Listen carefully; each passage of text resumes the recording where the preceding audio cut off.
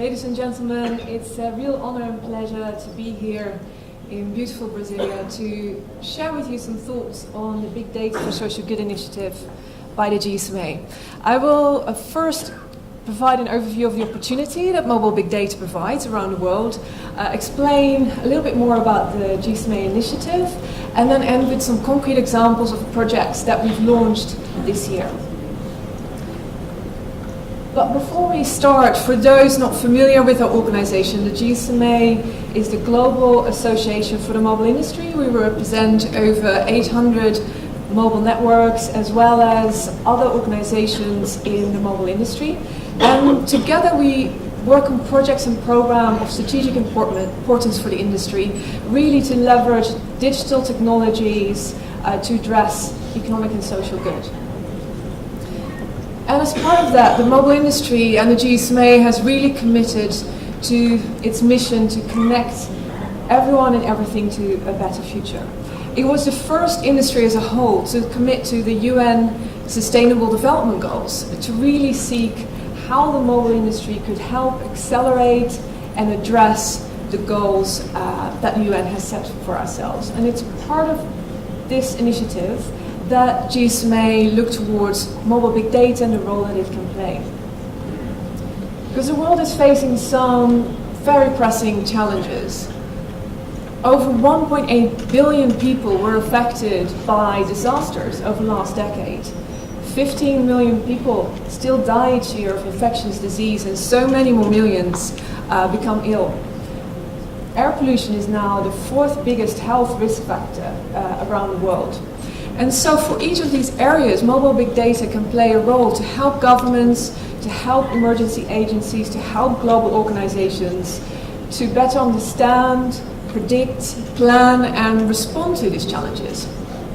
Because mobile operators connect over 5 billion subscribers around the world that each provide unique insights on where population are moving, where people are moving to, for example, in case of an emergency. And mobile big data has been used for great examples to date and has really demonstrated to have a real tangible impact in these scenarios. For example, in the earthquake in Nepal, mobile big data was used to better understand where people were affected, where were people moving to, who was cut off, and where should emergency agencies send their resources and address and help the population. Or in the case of dengue fever in Pakistan, mobile big data has helped to predict outbreaks quicker so that the government can better understand how to realize interventions. Or in Namibia, it has been used to better understand the evolution patterns of malaria in order for the Ministry of Health to better plan interventions. And so mobile big data has really been proven to be valuable in these scenarios, but nevertheless what we've seen is that it has not been widely deployed yet. There is not really great scale behind these solutions. And that's why the GSMA set up the Big Data for Social Good initiative to see how we could accelerate and fast track the use of mobile big data solutions for good around the world by developing a common approach to make it easier to replicate in a consistent manner approaches that have been proven, tried and tested to develop sustainable big data solutions. And so we set up first a task force of 20 operators from around the world, an advisory panel of UN agencies, partners and programs to help us understand lessons learned to date and help us generate insights and to validate this for real practical implementations for projects around the world. Our first focus was around health, and so we kicked off a phase of projects last year, and this year we're going to be focusing on disaster preparedness and climate impacts. But before I delve a little bit deeper, maybe it's worthwhile explaining what we mean with mobile big data, because big data is a very broad concept, it's still quite a new space. So what we mean in our project with mobile big data is the insights that are being generated by customers connecting to the network. So whenever someone makes a call, sends an SMS, or connects to a cell tower, that location of that user is being logged. If you then anonymize that data and aggregate it, you're able to develop indicators of population location, population movement, or displacement at really aggregate volume levels, which ensures that individuals' data is respected and protected. So an individual will never be isolated or identified through these programs. This type of information is particularly relevant in the scenarios around health, environment, and disaster impacts, and that's why we focused on these three areas in the first instance. So what are the key pillars for our approach?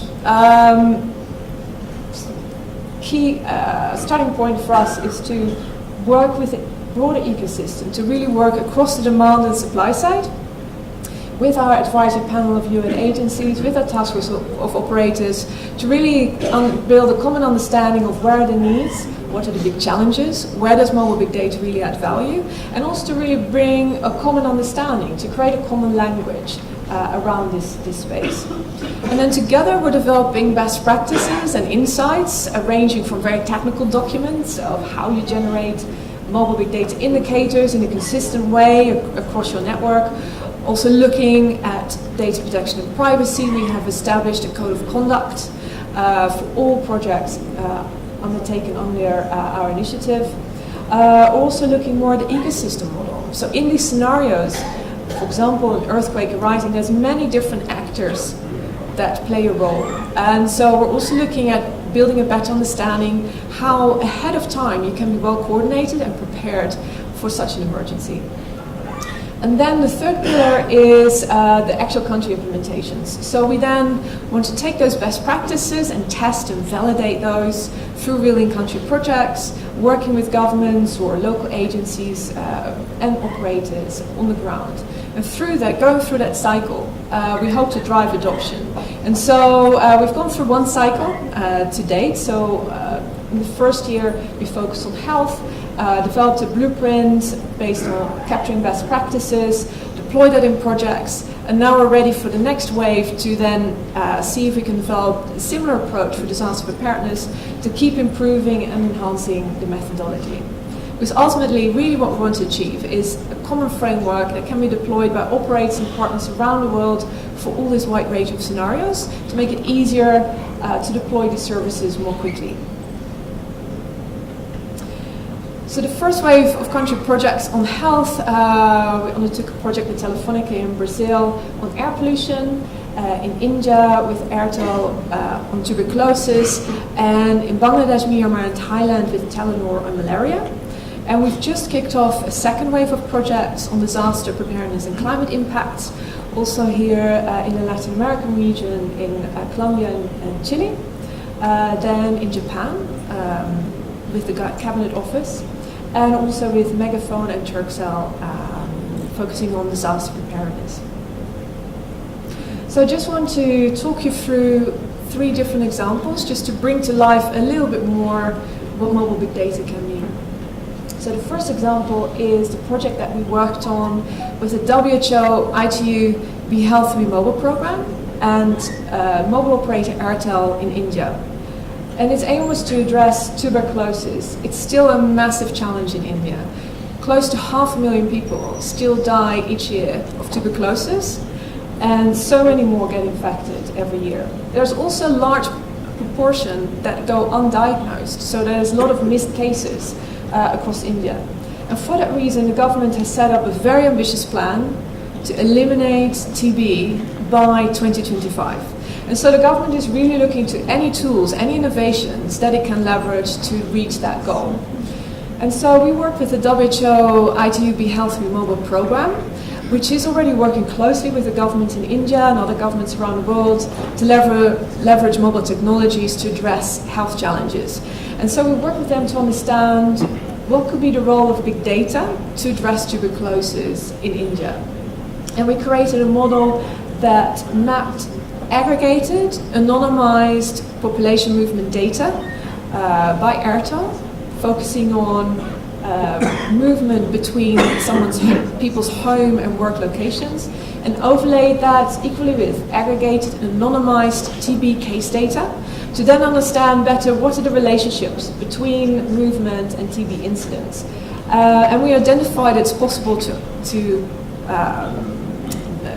seek really hotspots of TB, so really use this methodology to better understand which areas people congregate from regions with high TB, to help the government better understand where to address elimination strategies, where to put vaccination campaigns, where to, for example, promote people to get tested and validated for tuberculosis. A second example is a project that we're working on with Telenor and Harvard University in Bangladesh, Myanmar and Thailand. And we started that project because in Cambodia a new strain of multi-drug resistant malaria emerged and was moving west across borders. And this posed a real threat if it is to reach India, because from there it might move also to Africa and other regions of the world. So this is a really pressing challenge for that particular region. And Telenor, having a footprint across Bangladesh, Myanmar and Thailand, worked with Harvard to then understand how could mobile technology help to better understand the movement patterns and the impact that this has on the movement of multi-drug resistant malaria. The studies are still ongoing, but the aim is to help the governments in each of these markets to better understand both where malaria is emerging, the multi-drug resistant strain of malaria is emerging, and helping them predict where that might move next, and also help the government better understand how to then target interventions. And the final example is in Japan, where the Cabinet Office is working with the operators KDDI, NTT Docomo and SoftBank on the areas of earthquakes. So Japan is placed on a tricky spot. It's on one of the tectonic plates and is subject to a lot of earthquakes on a regular basis. And therefore the Cabinet Office is working with the operators to understand, can mobile technology be used to map the location of individuals very quickly, real time, when such an emergency occurs, so that the government is able to direct resources very quickly and effectively to the right location. And I think what's quite unique is that this is, as far as we're aware, the first collaboration where multiple operators are working with a single government body to leverage mobile big data for social good.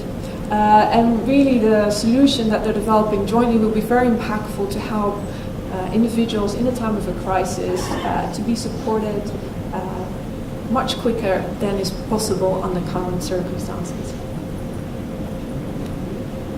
So from these three examples of projects that we've started this year, we've really seen a key lesson learned, and that is one of close collaboration between demand-side agencies and the supply side. It's really important to work very closely with both the government or the emergency agencies and the mobile operators, not just to understand really what's the situation on the ground, to understand the day-to-day reality, for example, of treating a tuberculosis patient, or the reality of what happens in the case of an earthquake, but also actually to work together to leverage each other's data.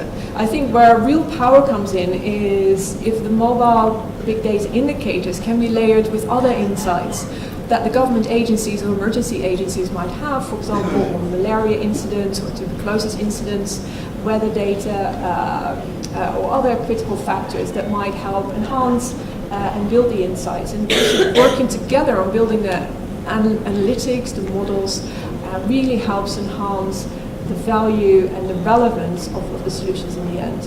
So this for us is really a key factor, and therefore in all our projects we always make sure that we have both sides, both parties very closely working together. And that's also why I'm so pleased to be here today, where in this audience similarly we bring together governments and industry experts to debate this subject. So I'm really looking forward to the panel discussions, and thank you very much for your attention. If you're interested in more information on the program, do have a look online or come find me in the break, and I'm happy to discuss further. Thank you very much.